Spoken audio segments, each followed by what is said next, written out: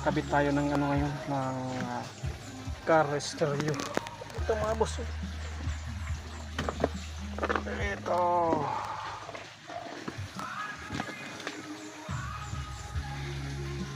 Android, itong branch niya,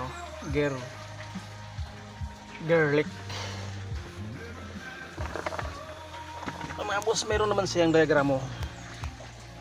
Yan, sundan na natin yung diagram mga boss, ay makukuha natin yung tamang pag-install nitong itong car stereo mga bossing. Itong kulay dilaw mga boss ay constantly battery ito mga bossing na standby. Itong itim mga bossing ng wire galing dun sa atong car stereo mga boss ay sigurado ay ground yan. Yan mga boss, ay isunod natin itong itong kulay red accessories. Itong kulay red na to, ito accessories, iuna natin yung susi, tapos malalaman natin kung may kuryente ba tayo dito papasok. Ito yung luma niya mga boss, at titingnan natin to kung may makakuha tayong accessories dito sa kulay red na to. Una natin yung susi, o tusukom natin yung kulay red mga boss. Itong yung una, yan, wala. Yan ang kulay red na yan. At una natin yung susi kung mayroon tayong makukuhang kuryente dito. Yan, nakauna yan. Nakauna yan mga boss, dapat may kuryente itong kulay pula na to. Wala kasing tagahawak ng camera mga boss, at hirapan tayo. Dito na natin kukunin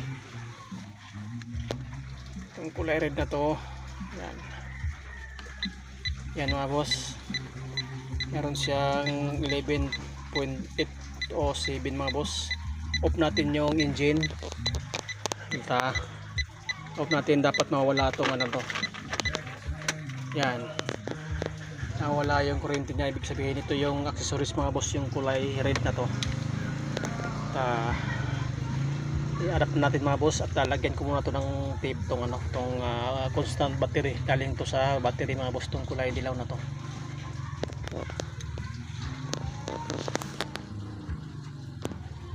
Wala kasing tagahawak ng video mga bossing, kaya mahirapan tayong mag video kung gagawa tayo ng mga wiring. Kaya update ko kayo mga boss pag matapos ko na ito mag wiring lahat. Isa-isa natin muna, tapos i-share ko sa inyo kung paano ko kinabit to. Ayan mga boss, natapos ko na pag-install ng ng car stereo natin mga bossing.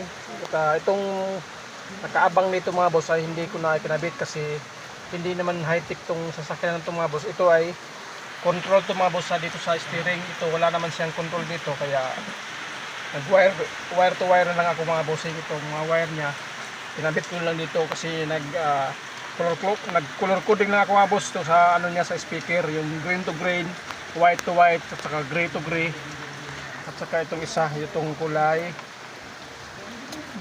isa na to, green, kulay green na ito mga boss. Sa speaker yan mga bossing.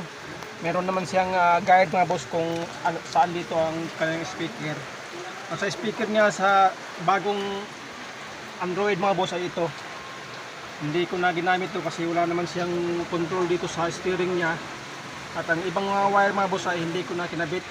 Ang sinunod mga boss, itong naka-install niya sa kanyang sasakyan, yun lang dapat natin gamitin. Itong ibang wire na to ay sa steering angle na ito mga bossing. Itong halimbawa ay mag-adjust kayo ng dito ng volume, o maghahanap kayo ng station, at ito yung mga wire na ito mga bossing.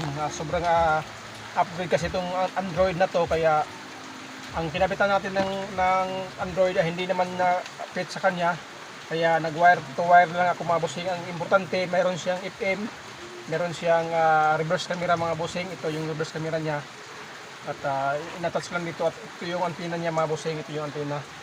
At ngayon mga boss ay pwede natin itong subukan kung gumagana ba itong Android na ito mga bossing. Yung naiwan na wire mga boss ay ignore nyo na lang yan, kasi wala namang gamit yan, kasi wala naman siyang control dito sa manubila mga bossing. Ang ginawa lang, ang gagawin nyo lang, kung anong naka-install dito sa kanyang sasakyan na mga color coding, yun lang ang susundin nyo mga bossing. Okay? Hindi naman kayo maliligaw pag mayroon kayong diagram mga boss. Ngayon ay subukan natin paandarin or ano tong camera to kung gumagana ba. Una natin yung susi. Yan. Uy. Meron na siyang ano mga boss, naka FM. Diretso na siya. Subukan natin i-off. On natin. Ayan mga boss. Lagyan natin ng volume. Yan mga boss, tumutunog na siya. Hinahan natin, i-search natin. Yan o.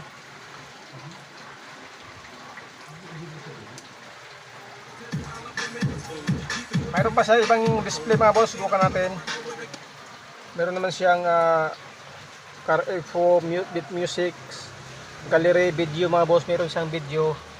Ito yung mga app na nakalagay sa kanyang Android mga bossing. Pwede natin itong gamitin habang nandito kayo sa sasakyan at meron siyang music. Yan ang mga settings niya mga boss. Ang gagawin na lang muna natin ngayon ay nasubukan natin na gumagana siya. At pangalawa natin gagawin mga boss kung gumagana ba yung kanyang reverse camera. Subukan natin. Ayan mga boss, oh.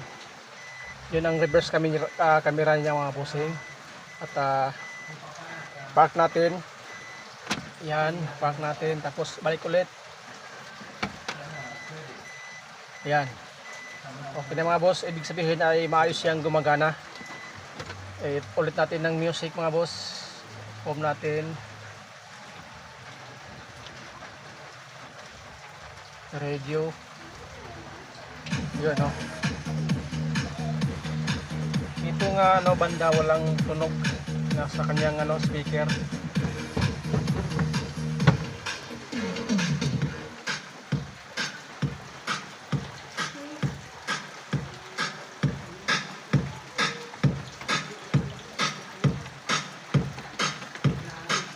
Yan mga boss, at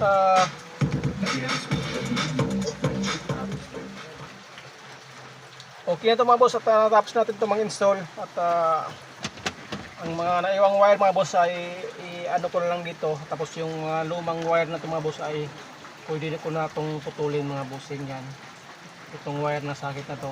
Ito yung sa lumang car stereo niya ito. At kung gusto na may-ari na iskabit dito dun sa kanyang luma ay pwede natin itong ikabit mga bossing. Ang mahalaga ngayon mga boss ay napagana natin yung yung kanyang Android na bago na ikinabit natin doon dito sa sa kanyang